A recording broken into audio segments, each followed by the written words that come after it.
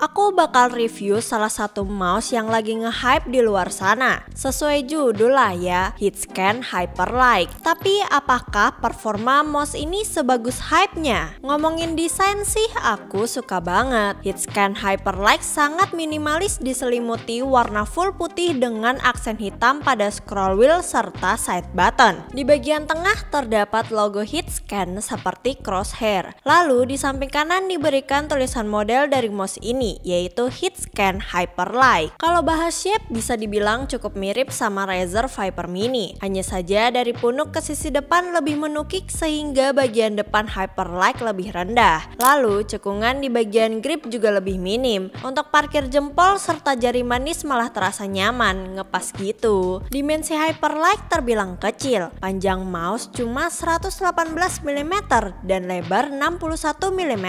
Lalu ham tidak berada pas di tengah, agak mundur dengan tinggi 38 mm.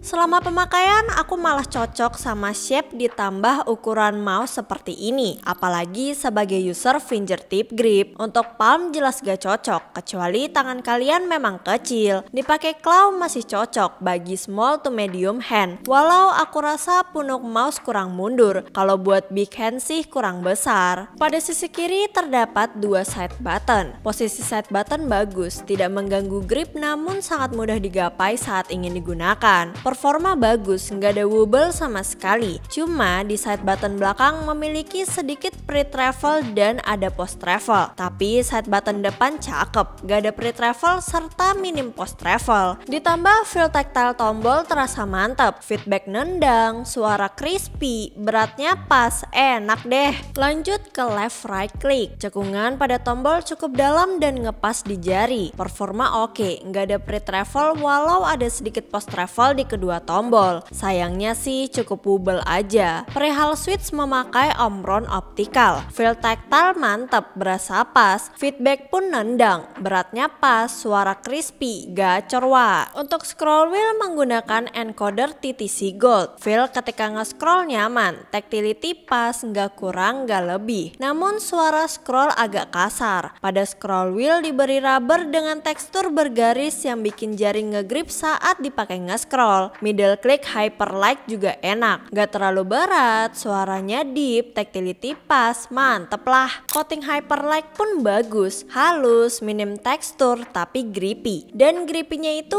gak berlebih, gak sampai keset yang ganggu di jari, cuma tetap ngegrip. Dengan coating sebagus ini sih aku gak ada pikiran buat pakai grip tab. Bawaan udah nyaman banget cuy. Apalagi finishing mouse juga cakep, gak fingerprint magnet, jadi kita gak perlu capek ngelap setiap habis pakai. Lanjut ke bagian bawah, dibuat bolong-bolong plus diberi lubang dengan desain honeycomb guna mengurangi beban mouse. Unik serta cakep kan inovasinya, efektif pula. Gak heran kalau Hitscan bisa nge-push berat Hyperlight sampai ke 39 gram saja tanpa perlu bikin lubang di bagian body. Ditambah weight distribution mouse ini balance sehingga beban merata tidak condong ke satu sisi. Tentu hal tersebut bikin pengalaman ketika main game bener-bener enak. Beban ringan plus balance memang kombinasi terbaik yang bikin tangan kita nggak cepet capek. Walau sudah di-push seringan ini pun build quality Hyperlight masih rigid. Aku tekan semua sisi terasa solid, tidak ada cracking. Terlebih pada bagian grip minim flex dan gak ada side popping ketika ditekan. Udah gitu ketika side grip ditekan, side buttonnya tidak ikut tertekan. Saat mouse digoyang juga tidak terdengar bunyi rattle. Salut deh sama mereka, bisa bikin mouse ringan tanpa ngorbanin build quality. Coba langsung kita dengar sound test dari Hitscan Hyperlight.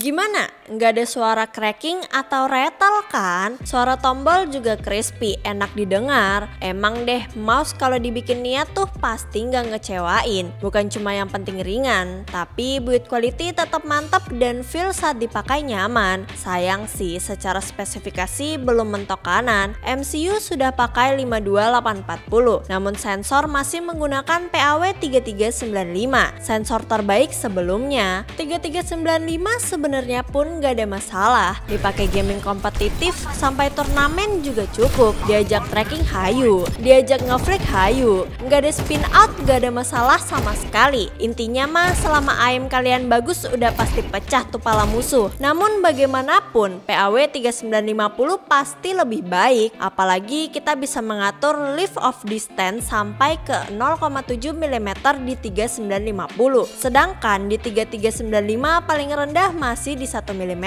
Perihal polling rate up to 8 kHz, tapi kalian harus beli dongle 8K secara terpisah. Jujur kalau masalah sensor belum 3950 ya udahlah, cuma paling nggak kasihlah dongle 8K di paket pembelian atau bikin bundle deh biar dongle-nya lebih murah gitu. Mana dongle 1K dan 8K-nya mirip lagi. Untung performa ketika pakai dongle 8K stabil. Pada DPI 800 mampu mencapai 7500 Hz ke atas, sedangkan pada DPI 1600 sudah menyentuh 7800-an. Overall, Hitscan Hyperlight adalah mouse yang sangat bagus, salah satu yang terbaik yang pernah ku review. Namun aku harap di harga 1,5 jutaan harusnya bisa dapat sekalian dongle 8K biar gak makin boncos ya kan. Selain itu aku gak ada keluhan lagi, dan jika kalian tertarik bisa langsung cek link di deskripsi. Sekian dariku, terima kasih.